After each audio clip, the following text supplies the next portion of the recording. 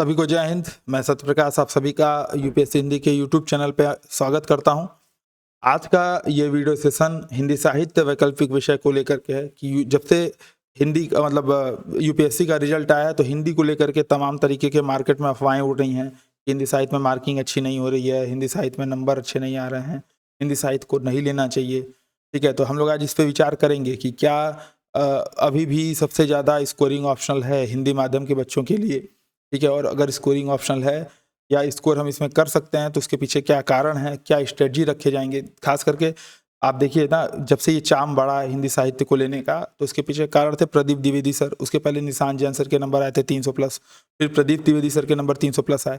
तो हिंदी साहित्य में वैकल्पिक विषय को लेकर के हम क्या स्ट्रेटजी रखें कि अभी ये सबसे ज़्यादा स्कोरिंग ऑप्शनल किस तरीके से बन सकता है।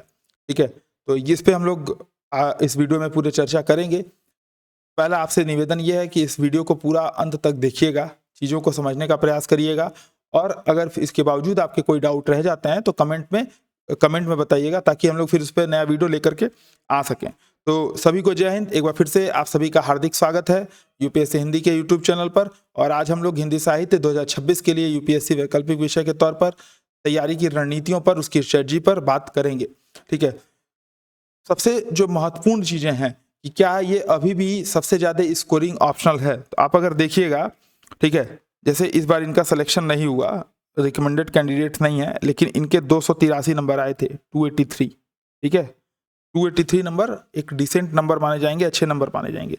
इसी तरीके से देखिए इनका ये भी नॉट रिकमेंडेड है, इनका भी 250 नंबर आया था। इसी तरीके से देखिए ये भी नॉट रिकमेंडेड है, इनका भी 9 2 11 एक 261 नंबर आया था। ठीक है, इनका देखिए 263 नंबर आया था।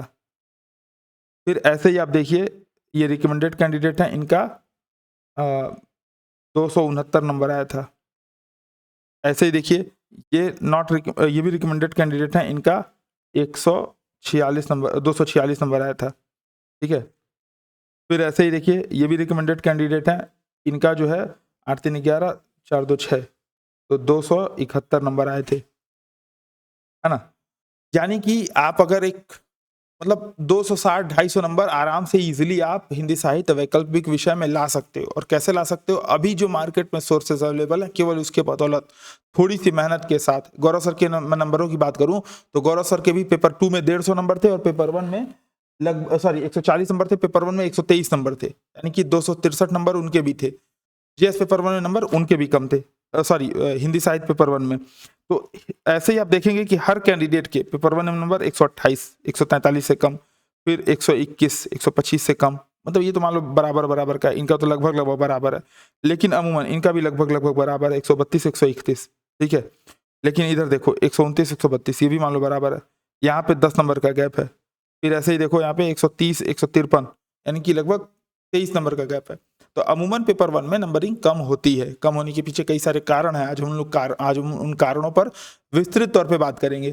अब बात आती है कि क्या ये वैकल्पिक विषय लेना हिंदी साहित्य हिंदी माध्यम के लिए ठीक है। तो पहली चीज तो ये है भाई, रिजल्ट की जब हम बात करते हैं तो हम लोग को एक मतलब बड़े कैनवास पे देखना पड़ता है। छोटी चीजों पे देखेंगे तो हम निष्कर्ष को गलत ले जाएंगे। मैं ये जो चीज़ें बोल रहा हूँ 2022 की जो एनुअल रिकमेंडेशन है, यूपीएससी की जो एनुअल रिपोर्ट है उसके आधार पे बोल रहा हूँ, उसके बाद से कोई लेटेस्ट रिपोर्ट नहीं आई है। ठीक है, तो हिंदी माध्यम जो पिछड़ रहा है वो प्री परीक्षा में ही पिछड़ रहा है। 2022 में लगभग 500 के आसपास लोगों ने प्री की परीक्षा हिंदी माध्यम से पास की थी। हिंदी माध्यम मतलब प्योर हिंदी माध्यम, इंटरव्यू वगैरह सारा। ठीक है, मतलब मेंस तक पहुंचे थे ये 500 प्लस बच्चे, यानी कि बच्चे अब 12,000 14,000 15,000 लोगों में केवल 500-600 बच्चे ही हिंदी माध्यम से पहुंच रहे हैं। इस बार ये आंकड़ा मुश्किल से 200 प्लस नहीं है। ठीक है, मुश्किल से 200 प्लस। और जो लोग पिछड़े हैं, एक कॉमन पैटर्न आपको इसमें मेंस में भी देखने को मिलेगा। देखो पेपर 1 और पेपर 2 में, पेपर 1 और पेपर 3 इन दोनों में नंबर कम मिला है। जैसे इनका देखा जाए तो इनको तो ऑप्शन मतलब एसए में भी नंबर कम मिला है, जीएस 1 में भी है, जीएस 2 में भी है, जीएस 3 में भी नंबर कम है। इन तीनों में नंबर कम है, मतलब चारों में नंबर कम है, जबकि इसमें से आराम से कुल मिला करके ये 100 प्लस नंबर बढ़ा सकते थे, मिनिमम 100 प्लस नंबर। ठीक है, अगर ये मतलब कोशिश करते तो इसमें तो आराम से आपके 130 आ जाते।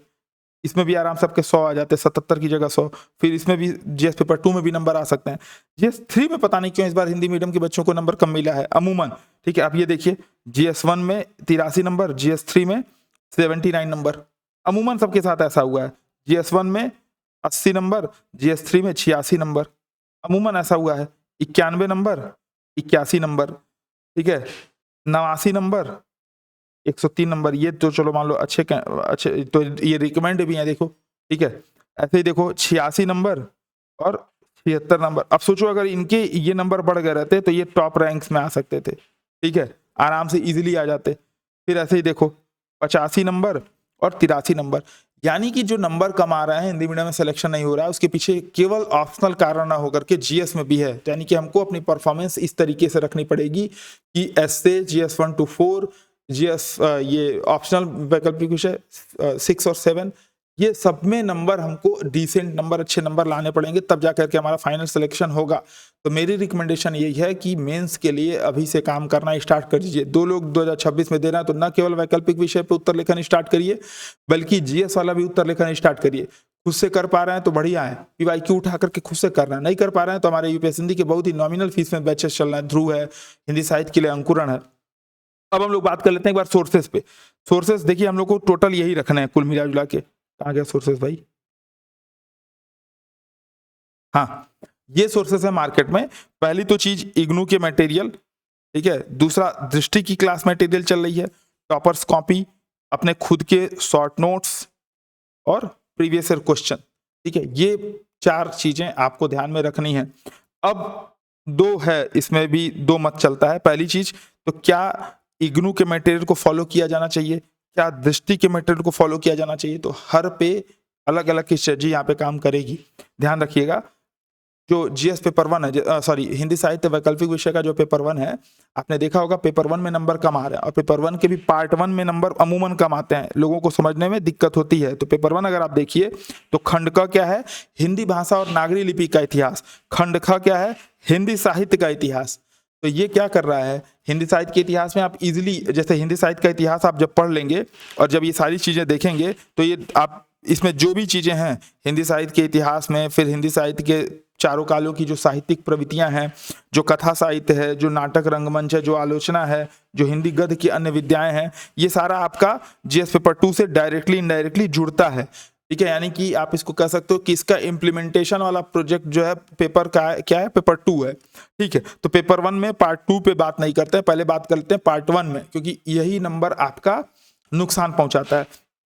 अब देखो हिंदी भाषा और नागरी लिपि का इतिहास, जैसा कि मैंने बताया मार्केट में आपके पास 2 सोर्सेस अवेलेबल हैं। पहले सोर्सेस पे एक बार बात कर लेते हैं, इग्नू के और दृष्टि के। इग्नू के मटेरियल में बात करूं तो ये बहुत ही लेंथी है, लगभग 42 बुकलेट अभी यहाँ पे मेरे पास हैं।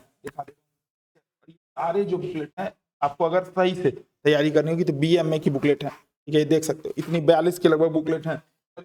साहित्य सिद्धांत एवं विचारधाराएं, भक्ति काव्य, निर्गुण काव्य, हिंदी साहित्य में उपन्यास, हिंदी साहित्य में इतिहास, हिंदी साहित्य के इतिहास, हिंदी साहित्य के इतिहास की भूमिका और आदिकाल। ठीक है, उपन्यास के सिद्धांत, भारतीय साहित्य में उपन्यास, साहित्य की अवधारणाएं। ठीक है, भक्तिकालीन सगुण काव्य, भक्तिकालीन साहित्य, ऐसे ही रीतिकालीन साहित्य। ठीक है, रीति काव्य। तो मतलब जितने भी हैं ये सारे के सारे आपके, मतलब पूरे 41-42 तो मतलब बता पाना संभव भी नहीं है, ये सारे आपके लिए महत्वपूर्ण हैं। लेकिन बात बस यही फंस रही है कि सारा करेंगे कैसे?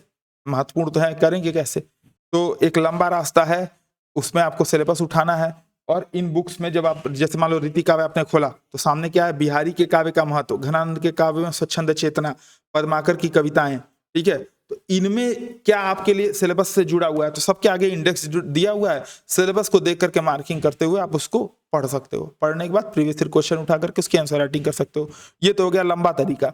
एक तरीका ये है कि दृष्टि ने क्या किया हुआ है, इन मटेरियल पे काम किया हुआ है, और इन मटेरियल को क्या किया है, कई जगह 13 में, कई जगह 17 बुकलेट्स में इसको अवेलेबल मार्केट में इस समय इजीली आपके पास अवेलेबल है। दृष्टि की जो क्लास मटेरियल है, करना बस आपको ये है, दृष्टि की, जैसे पिछली बार अमूमन क्या होता है ना कि हम लोग अपने हिसाब से चीजों को समझने लगते हैं। गौरव सर ने बोला कि मैंने 400 प्लस क्वेश्चन वाले बुकलेट को किया था दृष्टि के, और उसी से मेरा सारा जो है हिंदी साहित्य के क्वेश्चन बन गए। भाई 400 प्रश्नों के बुकलेट को किया था, लेकिन उस पर अपना वैल्यू एडिशन किया था। केवल अगर आप वही लिखोगे जो उसमें लिखा हुआ है तो फिर नंबर 200 भी नहीं आएंगे आपके। ठीक है, उन्होंने क्या किया, एकदम मतलब उत्तर किसी काम लायक नहीं है, मैं सीधे ऐसे बोल रहा हूँ, उत्तर किसी काम लायक नहीं है जब तक आप उसमें खुद का वैल्यू एडिशन नहीं कर लो। तो हम लोगों ने क्या किया था, जब गौरव सर का मेंस का पेपर था तो मैंने पूरा जो है इन सब बुकलेट से उठा करके, और आप देख सकते हो इसमें पूरा इस पे गोज के कि कहाँ से क्या चीजें इकट्ठी करनी है, कहाँ से क्या चीजें मतलब निकालनी है, कौन सा हम वैल्यू एडिशन कर सकते हैं, एग्जाम्पल कैसे बदल सकते हैं, इस पर हम लोगों ने प्रॉपर काम किया था। लेकिन चूंकि गौरव सर ने मात्र 3-4 महीने ही तैयारी की थी, तो इसलिए नंबर उतने नहीं आ पाए जितना आने चाहिए थे। तो थोड़ी सी इसमें आपको प्रैक्टिस की भी आवश्यकता पड़ेगी। तो 400 प्रश्न वाले बुकलेट्स को वैल्यू एडिशन करना पड़ेगा, यानी कि दृष्टि के जितने भी मटेरियल हैं 400 प्लस वाले बुकलेट्स, उनकी जो ये 13 और 17 वाली जो क्लास मटेरियल की बुकलेट्स मिल रही है, इसमें आपको खुद का वैल्यू एडिशन करना पड़ेगा। कारण आप कैसे सोचो ना, जीएस पेपर 1 में सपोज कर लो, सॉरी हिंदी साहित्य पेपर 1 में मान लो अपभ्रंश की विशेषता आ गई। अब आप अपभ्रंश के वही उदाहरण लिख रहे हो जो दूसरा कोई व्यक्ति लिख रहा है, आपके पास कुछ नया एग्जाम्पल्स है ही नहीं। ठीक है, तो वो आपको फिर जनरल नंबर देगा। तो आपको करना क्या है कि इसमें वैल्यू एडिशन करना है। तो जीएस पेपर 1 में ये लेकर के सारा, सॉरी हिंदी साहित्य पेपर 1 में ये लेकर के आपको वैल्यू एडिशन करना। वैल्यू एडिशन कैसे कर सकते हो, तो हरदेव बाहरी जी की बुक आती है। ठीक है, इसमें जितने भी एग्जाम्पल्स आप एक बार बुक उठा के हरदेव बाहरी जी का देखना, जो व्याकरण वाली बुक है, उसमें जो जो एग्जाम्पल्स दृष्टि वाले ने मतलब अपने बुक में दिए हैं, सारे एग्जाम्पल्स वहां हैं, प्लस कई सारे नए एग्जाम्पल्स हैं। और हरदेव बारी ने वो पुस्तक पहले से लिखी है, यानी कि दृष्टि वालों ने वहां से वो कॉपी पेस्ट कर रखा है। अब आपको क्या करना है, वहां से नए एग्जाम्पल्स, ठीक है, जैसे मान लो संज्ञा, सर्वनाम, विशेषण, क्रिया विशेषण, इसके उदाहरण आपको वहां से देने हैं अपभ्रंश में। तो आप क्या करेंगे, जो उदाहरण पहले से बुकलेट में आपके दृष्टि वाले में लिख रखा है उसको काट करके वहां पे नए एग्जाम्पल हरदेव बारी से देख करके लिख लेंगे। तो ये हम करेंगे पेपर 1 के खंड 1 के लिए। ठीक है, ये हमारा रहेगा पेपर 1 के खंड 1 के लिए। अब पेपर 2 का जो खंड 2, पेपर 1 का जो खंड 2 है और जो पेपर 2 है, इन तीनों में आप देखोगे तो हिंदी साहित्य के इतिहास वगैरह की चर्चा की गई है। इसमें नंबर कमाने के पीछे कारण क्या है, देखो जिसको नंबर मिला था वो रसिक लोग थे। रसिक मतलब रस लेने वाले। हम लोग को मतलब जैसे उनकी गहरी समझ थी, डीप नॉलेज होने के कारण वो हिंदी साहित्य में अच्छे नंबर्स ला पाए। तो मेरी कुछ रिकमेंडेशन रहेगी, उसको करने के बाद आप इसको उठाइएगा। ठीक है, मतलब पढ़ना स्टार्ट करिएगा। एक पुस्तक आती है साहित्य शास्त्र परिचय। ठीक है, पहले ये एनसीईआरटी हुआ करती थी हिंदी की। ठीक है, साहित्य शास्त्र परिचय। एक पुस्तक आती है हिंदी साहित्य का इतिहास। ठीक है, ये विश्वनाथ त्रिपाठी जी का था, हिंदी साहित्य का इतिहास। हमारे गोरखपुर के ही रहने वाले हैं विश्वनाथ प्रसाद त्रिपाठी। ठीक है, बहुत ही जाने माने हस्ती हैं, नाम बताने की आवश्यकता नहीं है। और इनका था शायद राधा वल्लभ त्रिपाठी। ठीक है, ये बुक अगर आपके पास मिल जाए तो बहुत अच्छे विवेचन आएंगे आपको, मतलब विवेचना में आपको बहुत मजा आएगा। साहित्य शास्त्र परिचय जो है वो एनसीईआरटी कहीं मेरे पास मतलब होगी। अगर आप मतलब अगर इसमें 50 प्लस कमेंट आएंगे तो मैं उस एनसीईआरटी की फोटो खिंचवा करके आपको भिजवा दूंगा। लेकिन आपको ध्यान क्या रखना है, साहित्य शास्त्र परिचय राधा वल्लभ त्रिपाठी की या तो एनसीईआरटी मिल जाए या तो बुक मिल जाए। बाद में इन्होंने बुक भी लॉन्च कर दी थी जब से एनसीईआरटी बंद हुई। जैसे ये देख सकते हो, यह हिंदी साहित्य का सरल इतिहास, हिंदी साहित्य का सरल इतिहास विश्वनाथ त्रिपाठी जी का है। इसमें इन्होंने क्या किया हुआ है, ये मतलब आप ऐसे देखोगे तो इसमें इन्होंने मतलब ये भी मैंने बहुत बढ़िया से पढ़ करके, और इसमें जितने भी चीजें थी देखिए सब पे मार्किंग कर करके, और ये सारे वैल्यू एडिशन अपने अंकुरण बैच में और उन सब चीजों में कराया हुआ है। ठीक है, तो इसमें इन्होंने क्या किया था, जितने भी चीजें हैं, जितनी भी धाराएं हैं, जितने भी तात्विक विवेचना है, अपना एक नया दृष्टिकोण प्रस्तुत किया है। तो इससे आपका फायदा क्या होगा, एक तो आप दृष्टि वाला दृष्टिकोण आपका डेवलप होगा ही। ये विश्वनाथ त्रिपाठी जी का पढ़ लोगे तो आपका एक नया सोचने का तरीका मिलेगा। ठीक है, राधा वल्लभ त्रिपाठी जी का देख लोगे साहित्य शास्त्र परिचय, तो इसमें जो साहित्य के तात्विक चीजें हैं, जैसे छंद, रस, जो रस सिद्धांत है, छंद सिद्धांत है, ये सारी चीजें आपको मतलब समझ में आएंगी। और आपको विवेचना करना, आपको एक्सप्लेन करना, आपको चीजों को इंटरलिंक करना आसान हो जाएगा। तो साहित्य शास्त्र परिचय और राधा वल्लभ त्रिपाठी जी का और हिंदी साहित्य का इतिहास विश्वनाथ त्रिपाठी जी का, ये बेसिकली मूलतः एनसीईआरटी थी। और अगर ये मिल पाए तो इसको पढ़ना रिकमेंड करूंगा मैं। पहले पढ़िए इसको, पहले ये हिंदी साहित्य का इतिहास एक बार कंप्लीट कर लीजिए, उसके बाद दृष्टि के मटेरियल पे जाइए। ठीक है, कंप्लीट करने से फायदा क्या होगा, आपको ये पता चल जाएगा हिंदी साहित्य के इतिहास में कौन सी चीजें वो विश्वनाथ त्रिपाठी, और कैसे पढ़ना है। पहले सिंपल एक रीडिंग कर लेना है। देखो पढ़ने का तरीका क्या है, जैसे मान लो जैसे विषय प्रवेश है, अमूमन लोग छोड़ देते हैं, मेरे हिसाब से ये बहुत इंपॉर्टेंट है। इसमें पूरा बताया हुआ है कि कहाँ कहाँ से है, इसका व्याकरणिक स्वरूप कैसे बढ़ा, फिर इसमें जो आज की मानक हिंदी है उसका कैसे विकास हुआ, जो हिंदी साहित्य का इतिहास है वो कैसे बना, जो भाषिक प्रवृत्तियां हैं क्षतिपूर्ति दीर्घीकरण वाली प्रसर्गों का अधिकतम प्रयोग और तत्समीकरण की, ये कैसे कारण कैसे आगे बढ़ा। फिर मतलब सबका कोटेशन लेकर के हिंदी साहित्य में काल विभाजन, ये भूमिका में ही इन्होंने बता देखा है, ठीक है। ये मतलब आचार्य रामचंद्र शुक्ल जितना इन्होंने नहीं लिखा, लेकिन तभी इन्होंने अच्छा लिखा। फिर आदि का, अब जैसे देखो मैंने क्या किया था, इसके ऐसे ये पता नहीं दिख रहा है, ये ग्रीन स्क्रीन के कारण आपको दिख नहीं रहा होगा क्योंकि मैंने हरे कलर से लिखा था। तो इसमें क्या हुआ है, जितने भी मैंने इसके नोट्स हैं ये पूरे यहाँ पे नोटिंग कर करके ऐसे पन्ना चिपका रखा है। देखो सिद्ध कवि, फिर इसमें सारे नोटिंग कर करके ऐसे चिपका रखा है। तो इन्होंने क्या किया हुआ है, जितने भी मतलब भक्ति काल का नया उद्भव, मतलब हिंदी में जितने भी हैं आदिकाल, भक्ति काल, रीतिकाल और आधुनिक काल, सबका इन्होंने क्या किया हुआ, विस्तृत तौर पर विवेचन किया हुआ है, ठीक है। तो मेरे हिसाब से दोनों में से कोई एक बुक, या तो एनसीईआरटी या तो ये मिल जाए, ठीक है। दोनों में से कोई एक बुक, ये तो मिल ही जाएगी, एनसीईआरटी मिल जाए तो वो मैं रिकमेंड करूंगा क्योंकि उसकी भाषा और ज्यादा साहित्यिक थी, ठीक है। वो मतलब एकदम कोर क्रक्स था, थोड़ी सी समझने में वो दिक्कत करेगी, ये समझना थोड़ा सा आसान है, लेकिन वो अगर एक बार समझ में आ गया तो फिर मतलब आपके बल्ले बल्ले। पहली रिकमेंडेशन मेरी ये रहेगी नंबर बढ़ाने के लिए, ठीक है। दूसरा क्या करना रहेगा, दूसरी रिकमेंडेशन रहेगी कि हरदेव बारी जी के बुक से लेकर के आपको इसमें अपने उदाहरण चेंज करने हैं, ठीक है। क्या चेंज करना है, उदाहरण जो है आपका एक ही बुकलेट है हिंदी, ये दृष्टि वाली जो बुकलेट है उसमें एक ही बुकलेट में ये पूरा दिया हुआ है, हिंदी भाषा और नागरी लिपि का इतिहास। तो क्या करना है, हरदेव बारी जी की पुस्तक लेकर के उसमें वैल्यू एडिशन कर लेना है। ये तो हो गया आपका इसका। अब बात करेंगे कि जो पेपर 2 है, पेपर 1 का पार्ट 2 और जो पेपर 2 का है, इसमें आपको क्या चीजें करनी है। तो पहली चीज तो आपको सिलेबस को भली भांति समझना है, सिलेबस में क्या क्या बिंदु दिए गए हैं इसको बहुत बढ़िया तरीके से समझना है। तो जैसे हिंदी साहित्य की प्रासंगिकता, हिंदी साहित्य का महत्व और हिंदी साहित्य के इतिहास लेखन की परंपरा। तो इतिहास लेखन की परंपरा कैसे स्टार्ट हुई, गारसा दातासी के पूर्व भक्तमाल, नाभादास, इन सब के साथ कैसे स्टार्ट हुई और कैसे वर्तमान में विश्वमधु विनोद से लेकर के आचार्य रामचंद्र शुक्ल जी का इतिहास लेखन में आना, ठीक है। इसके बाद इतिहास लेखन की जो प्रवृत्तियां हैं, जैसे विश्वनाथ त्रिपाठी जी का, रामविलास शर्मा जी का, ठीक है, चतुर्वेदी जी का, हजारी प्रसाद द्विवेदी जी का, तमाम जो पैटर्न चल रहा है आचार्य रामचंद्र शुक्ल के पूर्व और आचार्य रामचंद्र शुक्ल के बाद, वो इस पे पूरी तरीके से आपको समझ डेवलप करनी पड़ेगी। तो कुछ बुक्स के नाम मैं बताऊंगा दृष्टि वाले के अलावा, अगर आपको समझ विकसित करनी है तो आप उसको पढ़ सकते हैं। तो पहला काम क्या करना है कि हिंदी साहित्य में यूपीएससी ने 2 पेपर निर्धारित किए हैं, पेपर 1 और पेपर 2। पेपर 1 के खंड 1 में दृष्टि की बुकलेट लेकर के उसमें अपना वैल्यू एडिशन कर लेना है, ठीक है। प्लस उसको पढ़ने से पहले हमको क्या पढ़ना आवश्यक है, साहित्य शास्त्र परिचय और हिंदी साहित्य का इतिहास, ये 2 चीजें पढ़ना बहुत ही आवश्यक है। इसके बाद आपको क्या करना है कि जितना ये मतलब ये जो सिलेबस है इसको 2 बार प्रिंट करा लीजिएगा, 2 या 3 प्रिंट करा लीजिएगा। अब कौन सी चीजें कहाँ दी गई, जैसे अपभ्रंश, अवट, प्रारंभिक हिंदी का व्याकरणिक और अनुपयुक्त स्वरूप, ये आपके दृष्टि के बुकलेट में जहां से भी पढ़ रहे हो वो कहाँ दिया, तो पेज नंबर 1, पेज नंबर 2, सबके आगे पेज नंबर नोट कर देना है। तो इससे चीजें क्या होंगी, आपका बिखराव नहीं होगा, आपको समअप करने में आसानी होगी। जब भी कुछ पढ़ना तुरंत पेज नंबर, सिलेबस के देखा कहाँ है, तुरंत पेज नंबर खोला देख लिया। बल्कि इसमें ऐसा भी कर सकता है, बुकलेट नंबर इतना, पेज नंबर इतना, तो बुकलेट भी खोजने की में दिक्कत नहीं होगी। दूसरा, हिंदी साहित्य के इतिहास के लिए, हिंदी साहित्य में थोड़ा सा मतलब डेवलपमेंट के लिए, या तो आप बुक्स वगैरह जो मैं बता रहा हूँ इसको रिकमेंड कर सकते हो, या तो अंकुरण के मटेरियल हम लोग कोशिश ये करेंगे कि जैसे ही यूपीएससी का प्री का समाप्त होता है, 25 मई को प्री है, तो जल्द से जल्द विदिन 10 डेज हम लोग यूपीएससी हिंदी के मटेरियल लेकर के आ रहे हैं। तो इसमें हम लोग क्या करेंगे, उसमें चीजें जहां जहां से मैं बता रहा हूँ हम लोगों ने वैल्यूएडिशन किया हुआ है, अगर आप वो लेना चाहें तो वो ले सकते हैं, नहीं तो जो मार्केट में अवेलेबल है वो ले सकते हैं। जैसे छायावाद, प्रसाद, निराला और महादेवी और पंत।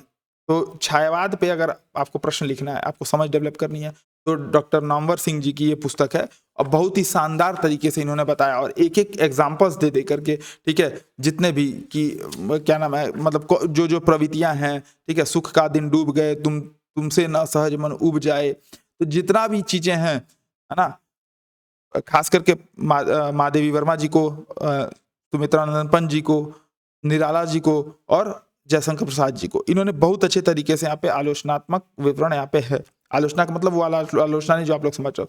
तो ये बहुत ही शानदार बुक है। एक बुक और है, हिंदी साहित्य उद्भव और विकास, ये हजारी प्रसाद द्विवेदी जी का है। साथ ही साथ मैं एक रामस्वरूप चतुर्वेदी जी का भी बोलूंगा, क्योंकि दृष्टिकोण है डेवलप करने के लिए, आपके लिए आसान होगा। कुछ नहीं करना तो चैट जीपीटी का उपयोग करके भी कर सकते हो भाई, इतना चलता है। अगर खुद से वैल्यूएडिशन करना है तो आप चैट जीपीटी का उपयोग करिए और वहां पर जाकर के चीजें आराम से देख सकते हैं, ठीक है। तो ये तो हो गया आपका वैल्यू एडिशन का, ठीक है। ये बुक क्यों रिकमेंड कर रहा हूँ, जैसे अब इसमें एक प्रश्न ये आ सकता है कि हिंदी साहित्य का एक सरल इतिहास विश्वनाथ त्रिपाठी जी और हिंदी साहित्य का उद्भव और विकास हजारी प्रसाद द्विवेदी जी, कोई एक बुक पढ़नी रहे तो कौन सी पढ़े? मेरे हिसाब से तो दोनों पढ़नी है। दोनों पढ़ने का मतलब दो नए दृष्टिकोण। तो जब आप लिखोगे कि हिंदी साहित्य में ये प्रवृत्ति चली, डॉक्टर विश्वनाथ त्रिपाठी जी के अनुसार ये चीजें हुआ, हिंदी साहित्य में ये प्रवृत्ति चली, रामस्वरूप चतुर्वेदी जी के हिसाब से ये हुआ, हजारी प्रसाद द्विवेदी जी की सहायता से हुआ, और आप केवल ऐसे बोलो कि ऐसी प्रवृत्तियां पाई गई केवल अपने हिसाब से, तो वो आपके हिसाब का कोई मतलब नहीं रहता है। तो इसीलिए मेरे हिसाब से तो दोनों रिकमेंडेशन होनी चाहिए, बाकी आपकी मर्जी। इसमें आपको करना क्या है, हिंदी साहित्य के इतिहास का जो आदि काल है, हिंदी साहित्य के इतिहास में जो भक्ति काल है, जो निर्गुण भक्ति है, कृष्ण भक्ति है, सगुण भक्ति, राम भक्ति है, फिर प्रेमाख्यानक साहित्य है, इसके अलावा रीति काव्य जितने भी हैं, आधुनिक काल की जितनी प्रवृत्तियां, इन्होंने बहुत अच्छे तरीके से बताया। तो पढ़ करके जो स्टिकी नोट्स आता है, जैसे मान लो अब इसमें आपने प्रस्तावना खोली, अब प्रस्तावना जरूर पढ़िएगा। मैं ये रिकमेंडेशन करूंगा कि प्रस्तावना जरूर पढ़िएगा, उसके बिना प्रस्तावना का मतलब नहीं है। इन्होंने 70-80 नहीं, लगभग इनका 40 पेज का प्रस्तावना है। ये प्रस्तावना हिंदी साहित्य के इतिहास में 40 नहीं है, लगभग 35-36 पेज का है प्रस्तावना, तो ये जरूर पढ़िएगा। इसके बाद जैसे आप जाएंगे हिंदी साहित्य के आदिकाल पर, तो इसमें आपको क्या करना है, आदिकाल की जो प्रमुख विशेषताएं हैं, एक स्टिकी नोट या एक A4 साइज का पन्ना लेंगे, सीधे सीधे बता रहा हूँ, A4 साइज का पन्ना लीजिए, बीच में से फोल्ड करके यहाँ पे किनारे घुसा दीजिए, चिपकाना नहीं है, ताकि जरूरत पड़ने पे निकाल पाए, जरूरत पड़ने पे लगा पाए। अब उसी में इसके शॉर्ट नोट्स, तो हिंदी साहित्य के इतिहास के जो आदिकाल में जो इनके प्रमुख कथन है, ठीक है, जहां पे इन्होंने चीजों को कोट किया हुआ है, जो चीजें इन्होंने एग्जांपल्स दी हुई हैं, उन 2 एग्जांपल्स को अभी हिंदी साहित्य के इतिहास का आदिकाल इस बुक के हिसाब से केवल आपका 1 से 2 पन्ने में तैयार हो जाएगा। तो ऐसे आप करेंगे थोड़ा सा मेहनत, तो आपका लगभग पूरी जो मतलब पूरी ये जो बुक है, ये 4 से 5-6 पन्ने में एग्जांपल्स के साथ साथ आपको आ जाएगा। तो ये काम है आपका वैल्यू एडिशन का जीएस पेपर, हिंदी साहित्य के पेपर 2 में। इसके अलावा आपको क्या करना है, जब आप अब इसके बाद दृष्टि की बुकलेट्स पढ़नी है। दृष्टि की जो बुकलेट्स दी हुई हैं, अब हिंदी साहित्य का इतिहास, प्रासंगिकता, देख लीजिए कहाँ पे है, पढ़ने के बाद क्या करना है, प्रीवियस ईयर क्वेश्चन उठाना है। ठीक है, तो जैसा कि मैंने सोर्सेज में बताया, तो पहले आपको ये भाई ऊपर गया क्या, पहले आपको दृष्टि मतलब इग्नू या दृष्टि की मतलब इग्नू लेना है, तब तो ये सब करने की आवश्यकता नहीं है। इग्नू नहीं लेना है तो ये सब करने की आवश्यकता पड़ेगी, और दृष्टि में वैल्यू एडिशन करना पड़ेगा। उसके बाद दृष्टि के मटेरियल को सिलेबस के पॉइंट के हिसाब से उठाएंगे और प्रीवियस ईयर क्वेश्चन उठाएंगे। ठीक है, सिंपल यही करना है। प्रीवियस ईयर क्वेश्चन कहाँ से, 2014 से। ठीक है, तो उल्टे चलेंगे, 2024 से लेकर के 2014 उल्टे से जाएंगे, प्रीवियस ईयर क्वेश्चन सॉल्व करने का प्रयास करेंगे, और किसी एक साल का प्रश्न छोड़ देंगे, 2019, 20, 21, 22, 23, 24, जिस भी साल का प्रश्न छोड़ना रहे वो छोड़ देंगे। जब आप पीवाईक्यू कर लोगे तो आप देखोगे ना कि जो व्याख्या वाले प्रश्न हैं सॉरी व्याख्या वाले छोड़ करके लगभग सारे आपके पीवाईक्यू से आ जाएंगे। यानी कि आपको प्रश्न कौन सा आएगा, टॉपिक कौन सा आएगा, ये पहले से पता चल जाएगा। थोड़ा सा भी अगर आपका दिमाग काम करेगा तो इजिली आप इसको फाइंड आउट कर लोगे। ठीक, अब आपको करना क्या है, सीधे उठा करके उसकी प्रैक्टिस करनी है, वैल्यू एडिशन करना है। वैल्यू एडिशन करने के बाद प्रैक्टिस करनी है कि अब प्रश्न में 3 भाग हैं, भूमिका, मुख्य भाग, निष्कर्ष। तो भूमिका में क्या लिखेंगे, निष्कर्ष में क्या लिखेंगे, इंट्रोडक्शन में क्या लिखेंगे, मेन बॉडी में क्या लिखेंगे, ये सारी चीजें आपको प्रैक्टिस करनी पड़ेगी। उसके लिए आपको एक जरूरत पड़ेगी टॉपर्स कॉपी की। टॉपर्स ने क्या लिखा है, यही प्रश्न आया तो भूमिका में इन्होंने क्या लिखा, मुख्य भाग में क्या लिखा, निष्कर्ष में क्या लिखा, और इन्हीं के सहायता से अपने नोट्स बनाने हैं। ठीक है, तो टॉपर्स कॉपी आप देख सकते हो। टॉपर्स कॉपी जब आप देखोगे तो उससे आपको आइडिया लगेगा कि किस प्रकार से प्रेजेंटेशन, किस प्रकार से कौन सी चीजें रखनी है। साथ ही साथ मैं आपको रिकमेंड करूंगा डेली आंसर राइटिंग का, तो खुद से कर पाइए तो खुद से करिए, नहीं तो हमारा अंकुरण बैच स्टार्ट होने वाला 29 मई से, आप उससे कर सकते हैं। एक चीज और है, अगर ये पीवाईक्यू भी आप खुद से नहीं कर पा रहे हैं तो 2022-23 तक के पीवाईक्यू हम लोगों ने अंकुरण में करा रखे हैं, तो आप चाहिए तो हमारे अंकुरण बैच से जुड़ सकते हैं। नॉमिनल फीस है, और उस अंकुरण बैच में पूरा मतलब 250 प्रश्न है, उसमें लगभग 250 प्रश्नों के माध्यम से पूरे सिलेबस को कंप्लीट किया गया है। तो पीवाईक्यू वाला सेगमेंट आपका अंकुरण से भी हो जाएगा। आपकी मर्जी, आपको खुद से करना है तो खुद से कर सकते हैं, चाहे तो अंकुरण से कर सकते हैं। इसमें भी मैं आपको ये सलाह दूंगा, अंकुरण में भी आपको खुद का वैल्यू एडिशन करना पड़ेगा। जैसे इस बार हमारी एक कैंडिडेट है, मतलब मेरे गृह जिले से, देवरिया से। ठीक है, 269 का ऑप्शनल में आया है।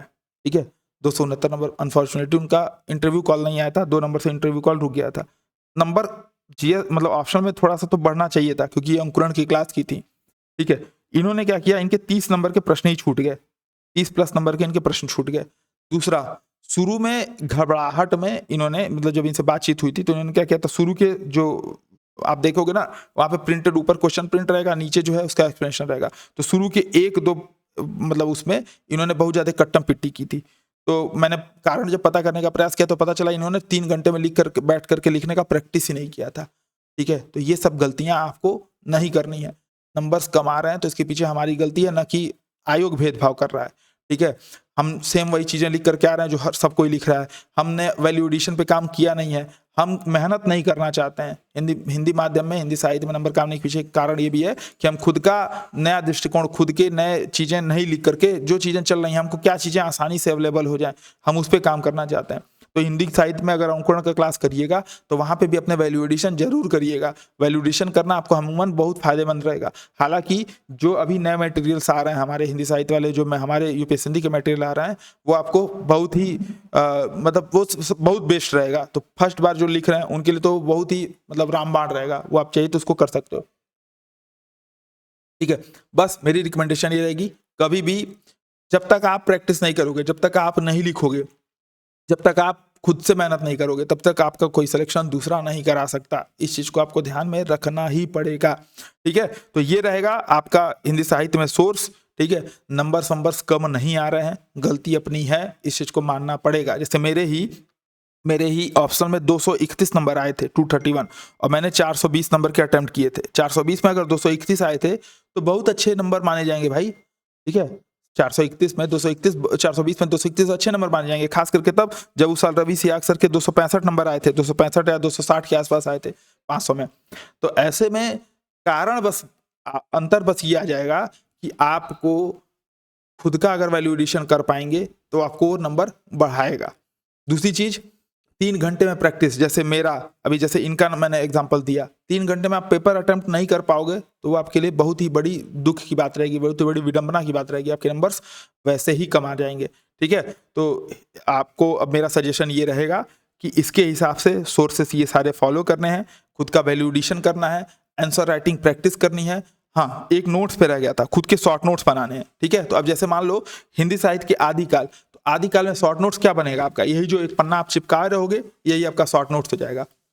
ऐसे कर करके हर चीज पे, अब जैसे इन्होंने कबीर पे कुछ टिप्पणी की तो कबीर का हम एक बना लेंगे, एक पन्ना उसके आगे और उसके पीछे, मतलब पेज या पन्ना जो भी, अब मुझे इसमें कंफ्यूजन होता है। जैसे ये एक पन्ना हो गया, फिर ये दूसरा पन्ना हो गया, ऐसे जैसे एक पन्ना ये, एक पन्ना ये, ऐसे। तो ये कबीर वाला 2 से 3 पन्ने में बनेगा। ऊपर लिख लेंगे सीधे, नोट्स कैसे बनाएंगे देखो, यहाँ पे ऊपर लिख लेंगे छोटे छोटे कबीर, ठीक, इनका जन्म, ठीक है, कुछ कुछ प्रमुख चीजें लिख लेंगे, गुरु, दर्शन, मतलब किन किन दर्शन का प्रभाव रहा और किन किन लोगों ने इस पर टिप्पणी की, जैसे हजारी प्रसाद द्विवेदी जी, आचार्य रामचंद्र शुक्ला जी, ठीक है, रामस्वरूप चतुर्वेदी जी। तो जब लिखेंगे ना तो इन लोग को कोट करेंगे, निराला, मतलब जिन जिन लोगों ने, जैसे तुलसीदास के ऊपर निराला जी ने बहुत अच्छा लिखा है, तो निराला को तुलसीदास जी को जब लिखेंगे तो निराला जी को कोट करेंगे। कहने का मतलब ये है कि पेपर, मतलब पीडीएफ में बनाते समय ऊपर ऐसे लिखना है, और फिर जितनी भी चीजें आप कबीर के बारे में इस बुक से पढ़ेंगे, अब पूरा बुक नहीं, नया बुक नहीं लिखना है, छोटे शॉर्ट से शॉर्ट नोट्स, तो एक दो स्टेटमेंट, एक दो कोट किया, हजारी प्रसाद द्विवेदी जी ने कहा बोला, कबीर की वाणी वह लता है जो योग के क्षेत्र में भक्ति के बीज पढ़ने से अंकुरित हुई। तो जो स्टेटमेंट आप वहां पे पढ़ोगे उसको वहां पे नोट करोगे, ताकि आप उसको एग्जाम्पल्स के तौर पे यूज कर पाओ। ठीक है, फिर कबीर के साथ यहाँ पे एक बॉक्स बनाएंगे, यहाँ पे किसका किसका तुलना करते हैं, तो हर सबके साथ रखेंगे कि तुलना किसके साथ किया जा सकता है। तो कबीर की तुलना किसके साथ कर सकते हैं, तुलसीदास के साथ, सूरदास के साथ, भक्तिकालीन जितने भी हैं, वर्तमान समय में डॉक्टर नामवर सिंह के साथ, ठीक है, और ये वाले क्या नाम है आपके, नागार्जुन के साथ, ठीक है, नागार्जुन के साथ। तो जिसके जिसके साथ करना है वो यहाँ पे रख लेंगे कि तुलना किसके साथ इनकी कर सकते हैं जब भी कबीर पे प्रश्न है। तो ऐसे इस हर रचनाकार के ऊपर, हर रचना के ऊपर आपको अपनी क्रिटिक के लिए एक चीज ये तैयार करके रखना है। इसके माध्यम से हिंदी साहित्य में नंबर बहुत अच्छे आएंगे। आशा करता हूँ ये वीडियो आपको बहुत ही अच्छे तरीके से आपके नंबर्स लाने में हेल्प करेगा। एक बार इस वीडियो को पूरा देखिएगा और अपना एक बहुमूल्य रिव्यू जरूर दीजिएगा। ठीक है, आप सभी से हाथ जोड़ करके निवेदन है, बहुमूल्य रिव्यू की आपकी प्रतीक्षा रहेगी। जो भी डाउट्स आपके इस वीडियो में शेष रह गए हैं एक बार कमेंट करके बताइएगा, हम लोग उस पर नेक्स्ट में वीडियो बना देंगे। तो आज का सेशन यहीं पे समाप्त करते हैं। ये सारी चीज़ें फॉलो करिए और 29 तारीख से हमारा यूपीएससी हिंदी का अंकुरण बैच का आंसर राइटिंग वगैरह स्टार्ट हो रहा है, तो आप उसको ज्वाइन करके भी अपना वैल्यू एडिशन कर सकते हैं। तो आज का सेशन यहीं पे समाप्त करते हैं। जय हिंद।